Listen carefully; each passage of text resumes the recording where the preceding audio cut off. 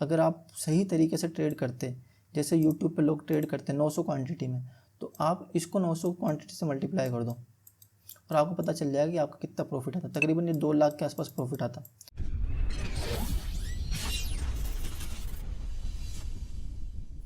Hello traders, monthly PNL statement की video में आपका स्वागत है। आज की वीडियो में मैं आपको अप्रैल मंथ का प्रॉफिट एंड लॉस स्टेटमेंट दिखाने वाला हूं और साथ ही में इसको अपन अपने लास्ट मंथ जो कि मार्च मंथ था उसके प्रॉफिट एंड लॉस स्टेटमेंट से कंपेयर करने वाले हैं और देखने वाले हैं कि क्या अपन ने कुछ इम्प्रूवमेंट किया है या फिर अपन ने कुछ गलतियाँ करी है, ताकि अपन को पता चल सके कि क्या अपन सही डायरेक्शन में जा रहे हैं या फिर कुछ मिस्टेक्स कर रहे हैं। आप में से जितने भी बिगनर ये वीडियो को देख रहे हैं और जिनको सच में ट्रेडर बनना है, वो इस वीडियो को एंड तक ज़रूर देखना, क्योंकि इस वीडियो में मैं आपको बताने वाला हूँ इन 30 डेज़ में जो मैंने मिस्टेक्स करी है और जो मैंने लर्निंग सीखी है, उनको step by step point wise में दोनों साइड आपको कंपेयर करके बताने वाला हूँ। और मैं आपको बताने वाला हूँ कि अगर आप इस तरीके से, जिस तरीके से मैं ट्रेड कर रहा हूँ, अगर आप फॉलो करोगे तो आप भी at the end profitable trader जल्दी बन पाओगे, क्योंकि आपने हमेशा कोशिश करी है सेटअप ढूंढने की, कोई ऐसा सेटअप मिल जाए जिससे आप प्रॉफिटेबल हो जाओ।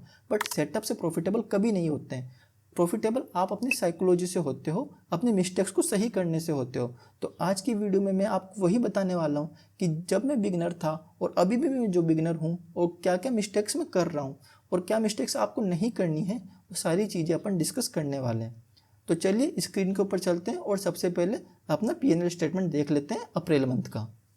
तो आप देख सकते हैं मैं फायर्स के टर्मिनल में आ चुका हूं और मैंने मेरा अकाउंट भी लॉगिन कर रखा है। तो इसके बाद अपन चलते हैं प्रॉफिट एंड लॉस स्टेटमेंट की तरफ।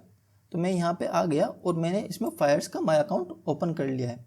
आप इसमें देख लेना मेरा नाम जो कि आपको दिख रहा है अर्पित गुणावत, और जो ट्रेडिंग आईडी है ये भी आप देख सकते हैं और मैच कर सकते हैं कि हर बार इसी आईडी से ट्रेड करता हूँ।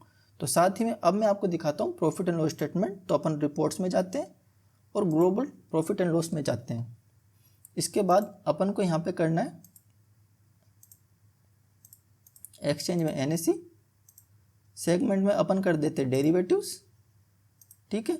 और इसके बाद अपन डेट में जाते हैं और डेट में करते हैं अपन 1 अप्रैल से 30 अप्रैल तक का। तो ये आपके सामने प्रॉफिट एंड लॉस स्टेटमेंट आ चुका है 1 अप्रैल से 30 अप्रैल तक का। इसके अंदर मेरे को टोटल 6000 रुपीज़ का प्रॉफिट हुआ है। और साथ ही में अगर आप इसमें से ब्रोकरेज हटा दोगे तो आपको दिखेगा कि मेरे पास 5000 रुपीज़ का प्रॉफिट हुआ है इस अप्रैल मंथ में। बट ये एक्चुअल प्रॉफिट नहीं है। क्यों? क्योंकि इसमें जो आज की तारीख है 30 अप्रैल, उसका प्रॉफिट एंड लॉस ऐड नहीं हुआ है। तो वो भी अपन डिस्कस कर लेते हैं कि वो कितना था। तो चलिए मैं अकाउंट में जाता हूँ और आज का दिखा देता हूँ। 450 रुपये का लॉस। आज अपन ने 450 रुपये का लॉस लिया है और अगर ब्रोकरेज भी ऐड कर लोगे तो 150 रुपये का ब्रोकरेज था। तो टोटल आज अपन को हुआ है 600 रुपये का लॉस। तो अपना जो प्रॉफिट बचा वो कितना बचा वो मैं आपको बता देता हूँ। तो मैं आपको ये दिखाता हूँ। इस मंथ मुझे फाइनल जो हुआ है प्रॉफिट वो हुआ है 4500 रुपये का, ठीक है। या फिर से देख सकते हो, मैं आपको इसमें भी दिखा देता हूँ। ये अपना प्रॉफिट एंड लॉस स्टेटमेंट था। इसमें से अगर आप 600 रुपये हटा दोगे तो आपको दिख जाएगा कि इसमें 4500 रुपये का अपना प्रॉफिट बचेगा, ठीक है। ये सबको क्लियर हो चुका है। और जिसको भी वेरीफाइड पीएनएल चाहिए वो भी बता देता हूँ। ये वेरीफाइड पीएनएल ये भी आप देख लो, आज का दिख गया आपको, ये आज का है। और अगर इसको मंथली डाल देता हूँ तो ये मंथली देख लो, देख लिया। ये विदाउट ब्रोकरेज है। तो जो ब्रोकरेज इंक्लूड करेंगे तो वो जो आ रहा है, मैंने जो जर्नल में लिख रखा है 4500 रुपये का, उतना प्रॉफिट अपना बचेगा, ठीक है। अब आपको ये क्वेश्चन पूछना पड़ेगा मेरे से कि इतना प्रॉफिट जो आपने बनाया है ये कितनी क्वांटिटी में बनाया है या कितने कैपिटल पे बनाया है। तो मैं आपको बता देता हूँ, मैं बिगिनर हूँ और अगर आप भी बिगिनर है तो आपको सबने स्टार्टिंग में सिखाया होगा कि 1 लॉट में ट्रेड करो। तो मैं अभी 1 लॉट में ट्रेड करता हूँ। स्टार्टिंग से मैंने जो मार्च मंथ था और जो अप्रैल मंथ है दोनों मैंने 1 लॉट में ट्रेड किया है। तो 1 लॉट में अगर मैंने ट्रेड किया है तो ये जितना भी प्रॉफिट एंड लॉस हुआ है ये 1 लॉट के हिसाब से हुआ है। वैसे मेरे अकाउंट में 2 लाख कैपिटल है, बट मैं पूरा कैपिटल डिप्लॉय नहीं करता, मैं सिर्फ 1 लॉट से ही ट्रेड करता हूँ, ठीक है। तो ये भी आपको क्लियर हो चुका है। अब जो लोगों को प्रॉफिट एंड लॉस देखना था वो जा सकते हैं क्योंकि उनके लिए काम हो चुका है, बट जो सच में ट्रेडर बनना चाहते हैं, जिनको लर्निंग सीखनी है, जिनको एनालाइज करना है अपना प्रॉफिट एंड लॉस स्टेटमेंट, अब उनके लिए मैं आपको चीज़ बताने वाला हूँ। तो चलिए मैं मेरे ट्रेडिंग जर्नल के ऊपर चलता हूँ। अगर आपके पास नहीं है तो प्लीज़ दोस्तों, सबसे पहली और मोस्ट इंपॉर्टेंट चीज़ है ट्रेडिंग जर्नल बनाओ। ऐसा नहीं है कि मैं मार्च मंथ के पहले ट्रेड नहीं करता था, मार्च मंथ के पहले भी मैं ट्रेड करता था, बट उसके पहले मैंने कभी भी ट्रेडिंग जर्नल नहीं बनाया।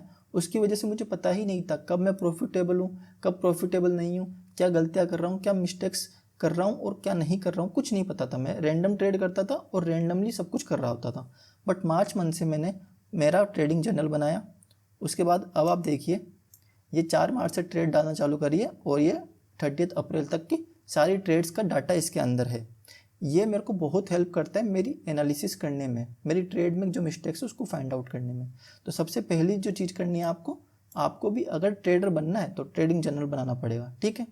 अब उसके बाद इस ट्रेडिंग जर्नल का क्या फ़ायदा है वो मैं आपको बताता हूँ। तो चलिए सबसे पहले अपन चलते हैं ईयरली पीएनएल में, ठीक है। इसके अंदर आप देख सकते हैं कि मैंने मार्च मंथ में कितना प्रॉफिट किया, 2000 रुपीज़ का मेरा प्रॉफिट हुआ था मार्च मंथ में, वो भी 1 लॉट से ट्रेड किया था। अब अप्रैल मंथ में देखोगे तो 4500 रुपीज़ का, यानी मेरा प्रॉफिट डबल हो चुका है। कैसे डबल हुआ? कुछ ना कुछ तो मैंने चीज़ सही करी होगी, ऐसा तो नहीं है कि ऑटोमेटिकली प्रॉफिट डबल हो रहा है। तो इसका मतलब एक चीज़ आपको समझ में आई होगी, ऐसा नहीं है कि क्वांटिटी बढ़ाने से प्रॉफिट बढ़ेगा। अगर आप कुछ मिस्टेक्स कर रहे हो और उसको भी रेक्टिफाई करोगे तो भी आपका प्रॉफिट बढ़ सकता है, पहली चीज़ तो, ठीक है।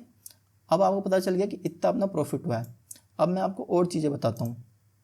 तो चलिए अपन मंथली डाटा में चलते हैं और सबसे पहले चीज़ें देखते हैं कि इस मंथ अपन ने इतना प्रॉफिट किया, या आपको मैंने उसमें दिखा दिया। ब्रोकरेज मैंने कितना दिया है? ब्रोकरेज मैंने लास्ट मंथ दिया था 1100 रुपये का और इस मंथ दिया है मैंने तकरीबन 1400 रुपये का।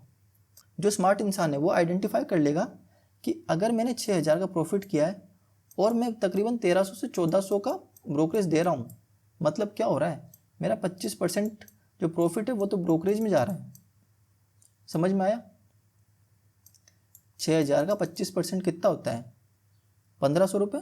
तो अप्रोक्स इतना ही आ रहा है, 1300-1400 रुपये, यानी 20 से 25% मेरा जो प्रॉफिट है वो ब्रोकरेज में जा रहा है। अब आपको एक चीज़ समझनी पड़ेगी, जब इतना प्रॉफिट ब्रोकरेज में जा रहा है तो इसके 3 रीज़न हो सकते हैं जो जनरली लोगों के साथ होते हैं। अगर आपका ब्रोकरेज हाई है तो पहला रीज़न क्या हो सकता है, या तो आप ओवर ट्रेड कर रहे हो, या फिर दूसरी बात आप स्कैल्पिंग कर रहे हो। आप क्या कम पॉइंट ले रहे होंगे और स्कैल्प करने की वजह से क्या है, आपकी नंबर ऑफ ट्रेड्स बढ़ जाएगी और उसकी वजह से ही ब्रोकरेज बढ़ जाएगा। तीसरा पॉइंट क्या है, आपकी क्वांटिटी कम है, आप 1 लॉट 2 लॉट में ट्रेड कर रहे हो। सबसे पहले अपन इसको चेक करते हैं कि क्या मैं ओवर ट्रेड कर रहा हूँ। ओवर ट्रेडिंग का देखते हैं। मार्च मंथ में मैंने टोटल नंबर ऑफ ट्रेड्स लिए 21, अप्रैल मंथ में मैंने टोटल नंबर ऑफ ट्रेड्स लिए 25। एक मंथ में तकरीबन 20 से 22 ट्रेडिंग डेज होते हैं और अगर उसके अंदर मैं 20 से 25 ही ट्रेड्स ले रहा हूँ, यानी पर डे एक या फिर मैक्सिमम 2 ट्रेड्स आ रही है, तो क्या इसको ओवर ट्रेडिंग में क्वालिफाई किया जाएगा? नहीं। तो ये चीज़ क्लियर हो गई। उसके बाद क्या मैं स्कैल्प कर रहा हूँ, तो ये चीज़ मैं आपको बताता हूँ। चलिए अपन अपने ट्रेडिंग जर्नल में चलते हैं, इसको मैं थोड़ा सा हटाता हूँ और ट्रेडिंग जर्नल में चलते हैं। अब आप मेरा रिस्क टू रिवॉर्ड देखना,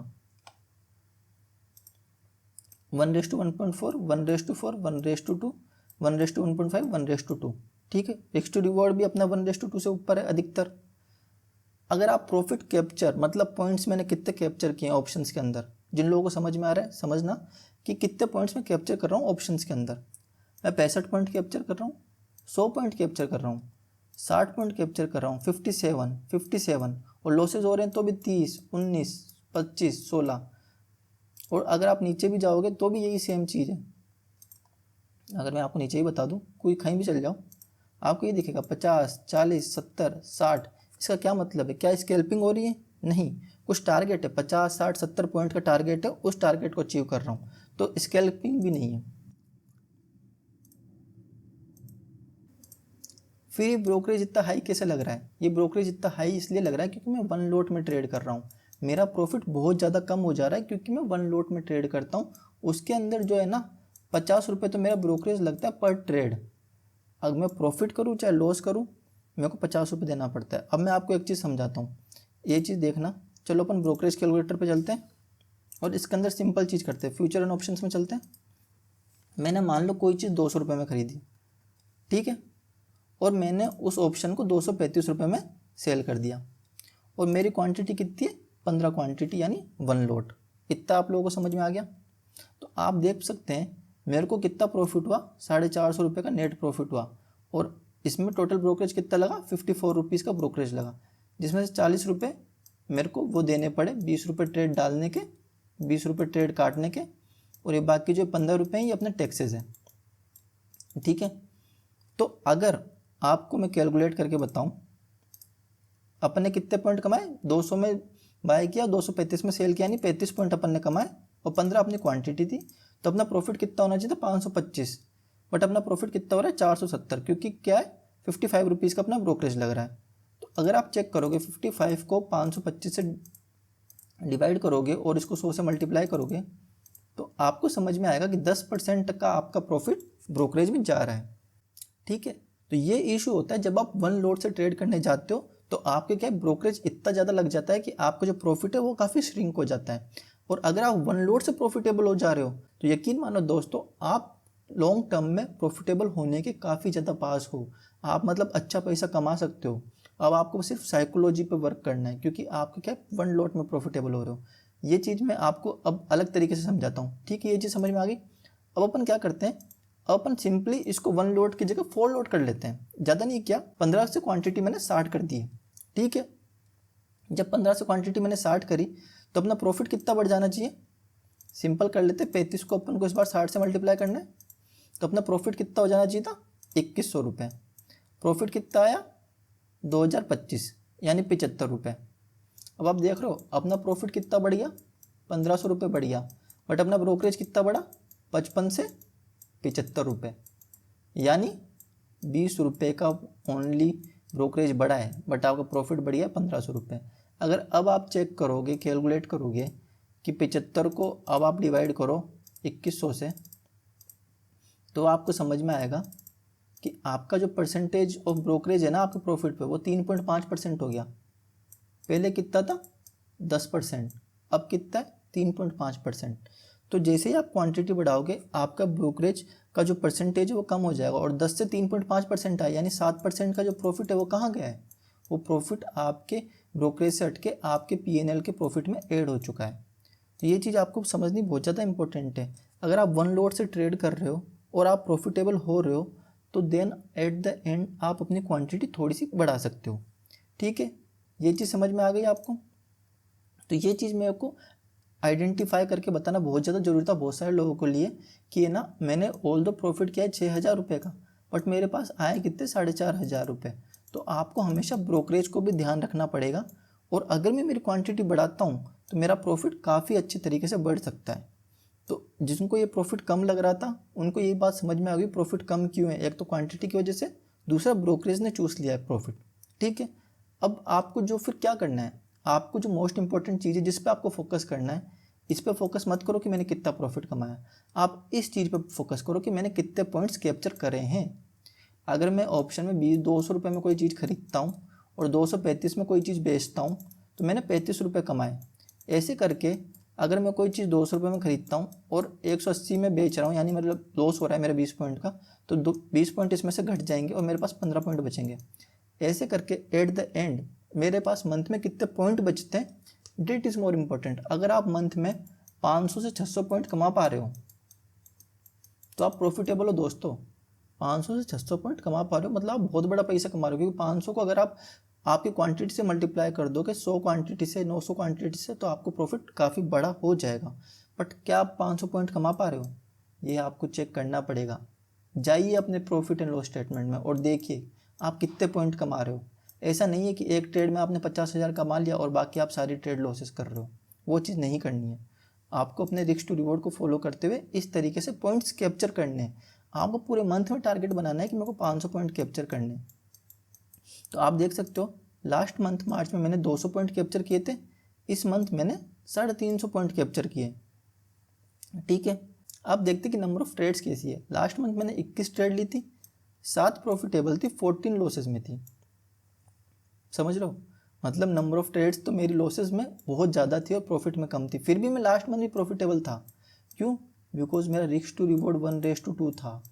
1:2 के रिस्क टू रिवॉर्ड के साथ या फिर 1:3, 4, 5 के रिस्क टू रिवॉर्ड के साथ अगर आप वर्क करोगे तो नंबर ऑफ ट्रेड्स आपकी बिनाई से ज़्यादा गलत हो बट आप फिर भी ओवरऑल प्रॉफिट में हो सकते हो। बट मैंने इस मंथ कोशिश करी कि मेरे जो नंबर ऑफ लॉसेज है या फिर नंबर ऑफ गलत ट्रेड्स है उसको मैं कट डाउन करूँ। तो इसीलिए इस मंथ आप नोटिस कर पाना कि मैंने 25 ट्रेड लिए तो उसमें से 14 सही है और 11 गलत है। आप देख पा रहे हो, विनिंग ट्रेड डबल हो गई और लूजिंग कम हो गई। तो अपनी जो परसेंटेज है ये 33% से बढ़ के 56% हो गई है। अब अगर मैं सही रिस्क टू रिवॉर्ड के साथ वर्क करूँगा तो मैं और ज़्यादा अच्छे पैसे कमा सकता हूँ। सो अब आप चेक करो नंबर ऑफ विनिंग डेज कितने हैं। पहले 7 थे, अब नंबर ऑफ दिन में लग जीता हूँ वो 11 हैं और हारने वाले दिन अप्रोक्स बराबर है, यानी इसमें भी इम्प्रूवमेंट है। अब आपको लग रहा होगा कि मैंने 1 लॉट में ट्रेड किया तो मैं ऑप्शन बाइंग हूँ। नहीं, मैं एक ट्रेडर हूँ। एज ए ट्रेडर आपका काम क्या है? प्रॉफिट कमाना और मार्केट से सीखना। मैं ऑप्शन बाइंग भी करता हूँ, मैं ऑप्शन सेलिंग भी करता हूँ। जैसा कि मैंने आपको बताया कि मेरे पास 2 लाख का कैपिटल है, उसमें मैं 1 लॉट से दोनों काम करता हूँ। जो उस टाइम पे मेरे को जो चीज़ सही लगती है उस टाइम पे मैं वो चीज़ करता हूँ। ठीक है, तो मार्च मंथ में अगर आप देखोगे तो मैंने 4 ट्रेड करी थी ऑप्शन बाइंग की, जिसमें मेरे को ज़्यादा प्रॉफिट नहीं हुआ, 150 रुपये का प्रॉफिट हुआ। और मार्च मंथ में जो मेरा मोस्ट ऑफ द प्रॉफिट आया वो आया ऑप्शन सेलिंग से। क्यों? क्योंकि मैंने 17 ट्रेड ऑप्शन सेलिंग में ली थी और उसके अंदर मेरे को 1900 रुपये का प्रॉफिट आया था। बट अगर आप इस मंथ को देखोगे तो इस मंथ आपको समझ में आएगा कि मैंने 11 ट्रेड लिए ऑप्शन बाइंग के अंदर और मुझे 3200 रुपये का प्रॉफिट आया ऑप्शन बाइंग के अंदर। ठीक है, और 14 ट्रेड मैंने ऑप्शन सेलिंग में ली और उसमें मेरे को ज़्यादा प्रॉफिट नहीं हुआ, मेरे को 1300 रुपये का प्रॉफिट हुआ। एट द एंड आप ये देखो कि चारों खाने, ये वाला, ये वाला, ये वाला, ये वाला, सारे ग्रीन है। यानी मैं प्रॉफिट तो ऑप्शन बाइंग में भी कर रहा हूँ और ऑप्शन सेलिंग में भी कर रहा हूँ। बट मार्च मंथ में ऑप्शन बाइंग में प्रॉफिट क्यों नहीं हुआ था? क्योंकि उसका सिंपल लॉजिक है। अगर आप ट्रेड देखोगे मार्च मंथ का, मार्च मंथ आप देखो ऐसी कैंडल्स बन रही थी इस टाइप की, देख रहे हो आप, ये doji candles, doji doji doji. इसमें अगर आप ऑप्शन बाय करोगे तो इसमें आपके लॉसेस होने के चांसेस ज़्यादा है। तो इसलिए मार्च मंथ मैंने क्या फोकस किया था कि ऑप्शन सेलिंग करते हैं। और जैसे ही अप्रैल मंथ देखो आप, ये देखो बिना इसे पॉजिटिव हो या नेगेटिव हो, कैंडल बुलिश बन रही है, फुल बन रही है, बॉडी अच्छी खासी बन रही है। ऐसे नहीं बन रहा कि इसमें नेगेटिव है, ये डोजी ये डोजी, यहाँ अच्छी प्रॉपर कैंडल्स बन रही है। इसलिए इस बार ऑप्शन बाइंग में मुझे प्रॉफिट हुआ। तो आपको समझ में आना चाहिए कि कब आपको ऑप्शन बाय करना है, कब ऑप्शन सेल करना है। मार्केट की कंडीशन के अकॉर्डिंग आपको सारी चीज़ें भी समझनी पड़ेगी। और चीज़ मैं आपको दिखाता हूँ, और चीज़ जो आपको नोटिस करने वाली है जो कि इम्पोर्टेंट है कि मैंने मैक्स प्रॉफिट कितना लिया। मैंने मैक्स प्रॉफिट लिया था 1500 रुपये का मार्च मंथ में, एक ट्रेड के अंदर 1500 रुपये का, यानी मैंने 100 पॉइंट कैप्चर किए थे। ठीक है, और अगर इस मंथ की बात करें तो अप्रैल मंथ में मैंने मैक्स प्रॉफिट लिया 1100 रुपये का। इसमें मेरा डिक्रीमेंट आया। इसका रीज़न है मेरी साइकोलॉजी हिट कर गई और ये मिस्टेक्स मेरे को सुधारनी है। ये साइकोलॉजी कैसे हिट करी? सिंपल बताता हूँ। मार्च मंथ जब मैं ट्रेड करता था तो मुझे कोई डर नहीं था कि मेरा कितना ही प्रॉफिट हो। मैं चार्ट देखता था और उसके अकॉर्डिंग मैं ट्रेड लेता था। ठीक है, तो अगर मेरे को 1500 रुपये का प्रॉफिट हुआ तो मैंने उतना भी लिया और बुक कर लिया। इस मंथ क्या हुआ? इस मंथ जब मैं ट्रेड करता था तो मुझे एक चीज़ का ध्यान रखना था, या फिर मैं एक चीज़ अंदर से न चाहते हुए भी कर रहा था कि मुझे मार्च मंथ से ज़्यादा प्रॉफिट करना है। मार्च मंथ से ज़्यादा प्रॉफिट करना है का क्या मतलब हुआ? मेरे अंदर फियर आ गया था और जैसे ही मैं प्रॉफिट में जाता था मैं उसे नहीं चाहता था कि मैं उस प्रॉफिट को गंवा दूँ। वो प्रॉफिट नहीं गंवाने का मतलब क्या? कि मैं ट्रेड को जल्दी बुक कर लेता था। क्यों? क्योंकि मुझे अप्रैल मंथ को मार्च मंथ से बेटर बनाना था। इसलिए मैंने क्या है, प्रॉफिट जल्दी बुक करना चालू कर दिया और ये मेरी मिस्टेक है। इस मिस्टेक को मेरे को सुधारना है, इसीलिए मैं नेक्स्ट मंथ भी क्वांटिटी नहीं बढ़ा रहा हूँ। क्यों? क्योंकि मैंने अपने मैक्स प्रॉफिट को बढ़ाया ही नहीं। ये इसलिए हुआ क्योंकि मेरे को डर लगता था 1500 1600 के लिए मेरे को कभी कभी छोड़ना पड़ेगा, 1200 से वो प्रॉफिट कभी 600 700 भी आ जाएगा। बट मैं ये नहीं चाहता था कि 1200 भी प्रॉफिट जाए मेरे हाथ से। इसलिए मैं क्या करता था, 1100 1200 पे आने पे बुक कर लिया करता था, जिसकी वजह से क्या हुआ कि जो मेरा मैक्स प्रॉफिट है वो कम हो गया। तो ये चीज़ आप समझ रहे हो, ये साइकोलॉजी किस तरीके से हिट हुई है। ठीक है, और इसी को आपको इम्प्रूव करना है। यही वो चीज़ है जो कि आपको ट्रेडर बनाएगी और यही वो मिस्टेक है जो मुझे नीचे खींच रही है।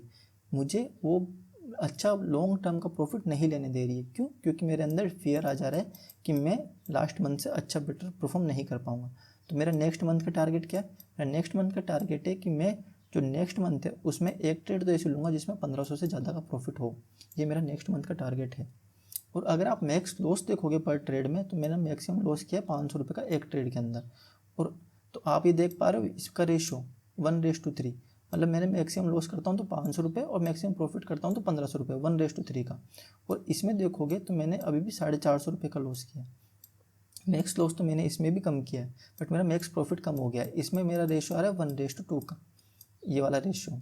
ये जो डिक्रीमेंट आया है ये मेरी मिस्टेक्स है और इसको मुझे इम्प्रूव करना है। तो ये मेरा पूरा डाटा था।